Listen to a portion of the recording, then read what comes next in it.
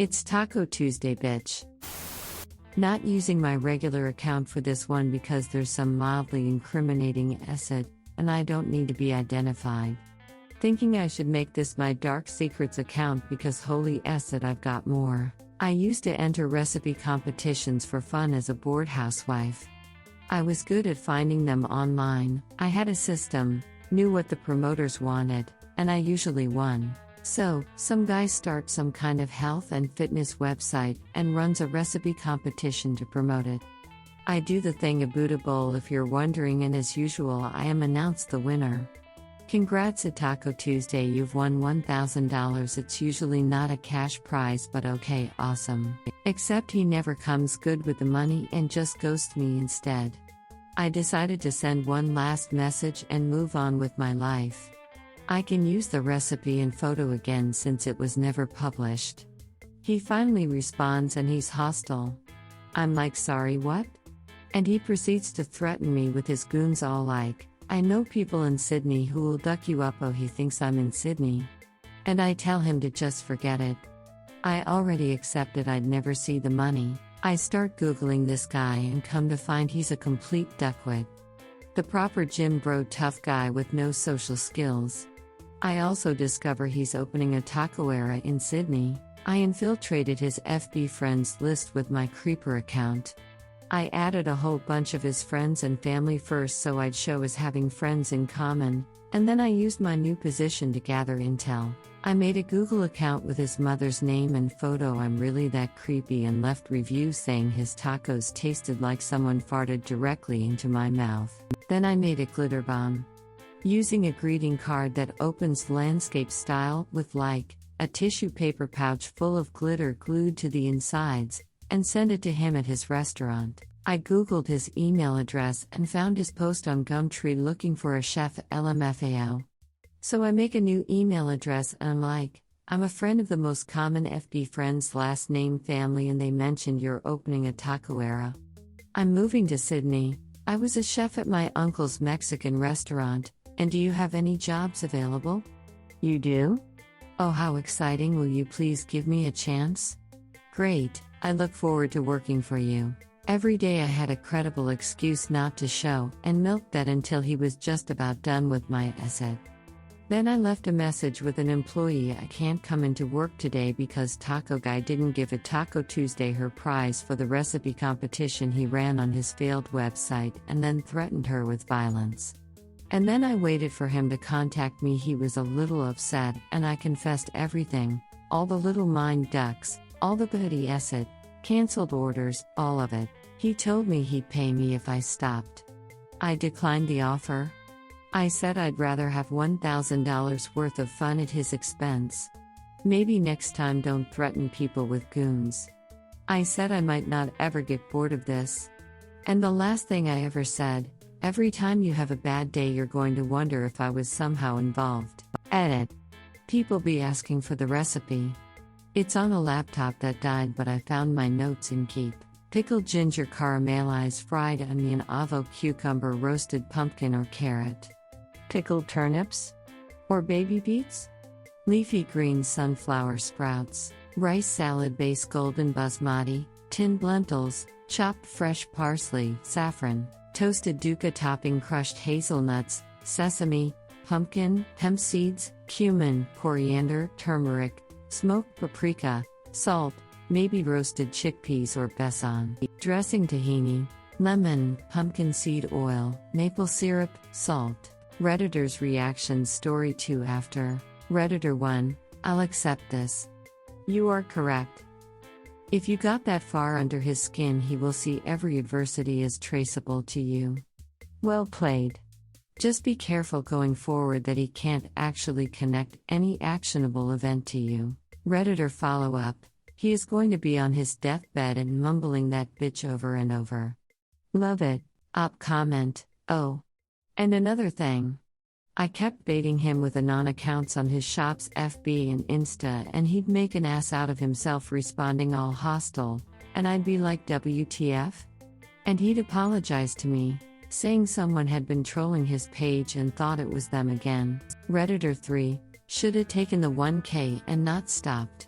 Then done the exact same thing he did to you? Op answer, no way. Declining the offer was intended to be the ultimate mindfuck. Story 2, I'm not left-handed. I'm also not allergic to poison ivy. Sorry for the Princess Bride reference, I thought it made a better title. I just remembered this experience when I was over on another thread and realized this would be perfect for petty revenge. But that sub won't let me post it, no matter how much I soften it down, because they think all of you are a bunch of whittle babies who can't handle the horrors of poison freaking ivy. So, Decam. I'll just post it over here. And I'll return it to its original form when I first found out they wouldn't let me. Okay. On to the show. So, I'm one of the few people who aren't allergic to either poison ivy or poison oak. A superpower I once used for evil. Small evil. Not the bad kind.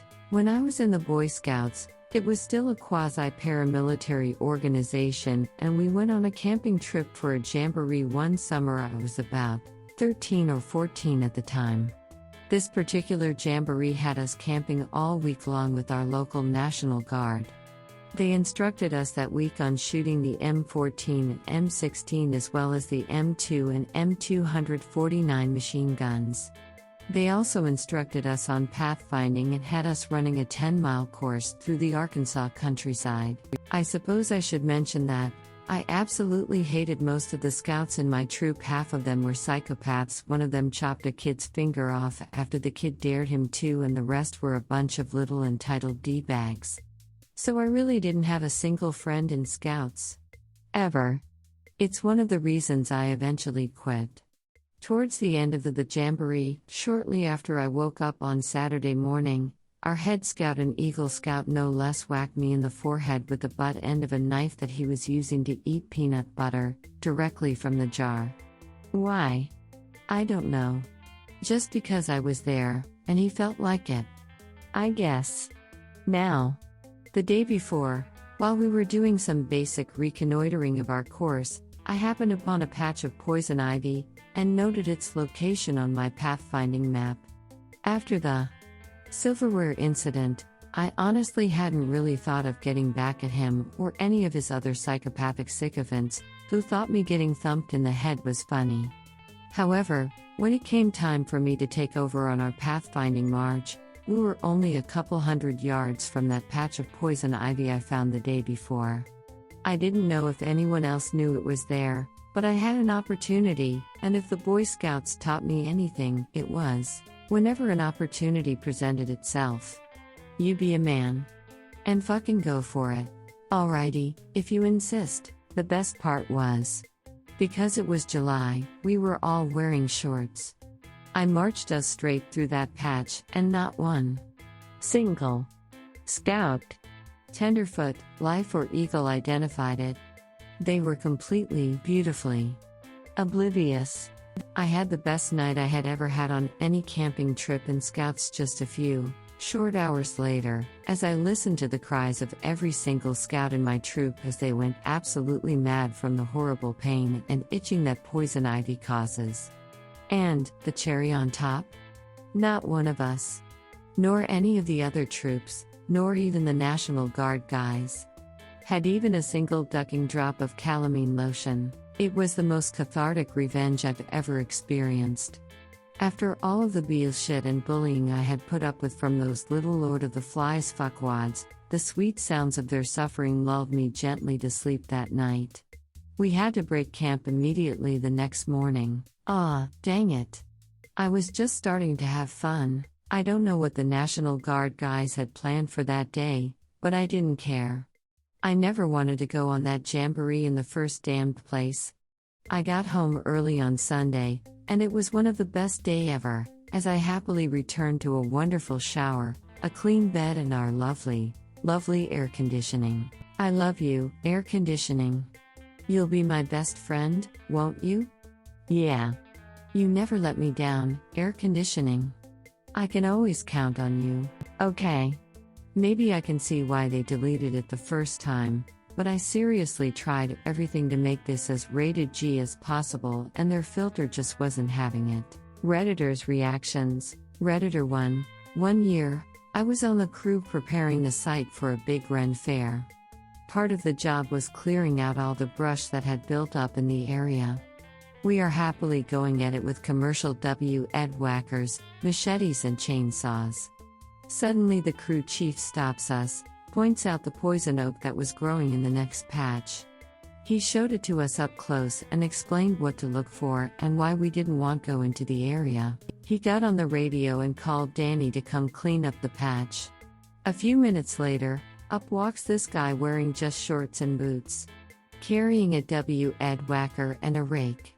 Checked the wind and told our crew chief which direction was upwind. We started work on another area that was upwind and Danny went to town on the poison oak patch.